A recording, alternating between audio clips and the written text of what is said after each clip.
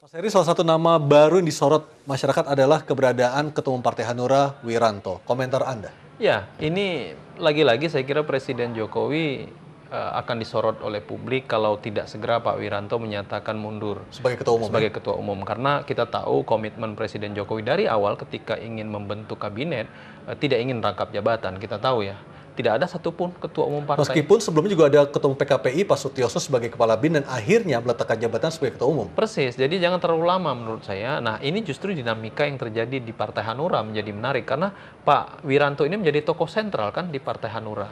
Nah, ini juga menarik kenapa Pak Wiranto sebagai Ketua Umum satu menjadi Menko Polhukam dan Hanura kehilangan dua kursi menteri. Nah, di satu sisi menurut saya disinilah terjadi sebenarnya bargaining politik yang kita tidak tahu seperti apa dalam beberapa waktu sehingga Hanura merelakan ketua umumnya untuk masuk dalam kabinet menjadi Menko Polhukam, lalu kemudian Pak Wiranto meninggalkan Pos ketua umum gitu. Nah, kita juga artinya apapun yang terjadi di belakang itu kita juga tidak tahu seperti apa deal-dealnya seperti itu. Persis, makanya juga kan di Hanura tidak banyak tokoh yang menonjol ya. Ya paling tidak sekarang ada Yudi Krisnandi. Ya bisa jadi apakah nanti Yudi Krisnandi yang akan menjadi pelaksana tugas ketua umum atau tidak, kita nggak tahu dinamika yang terjadi.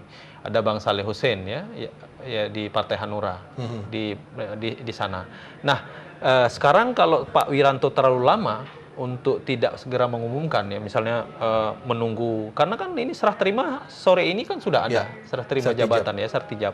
Nah, kalau Pak Wiranto masih tetap bertahan ya, saya kira dalam 2-3 hari sudah ada kritik nih bagi Pak Wiranto, dan itu justru saya melihat kalau itu terjadi, nah Presiden dirugikan. Nah, tentu ketika Presiden memanggil Pak Wiranto untuk masuk dalam jajaran kabinet, ya Presiden mengingatkan itu, saya sangat yakin karena Pak Jokowi ini kan konsisten ya dengan hal itu.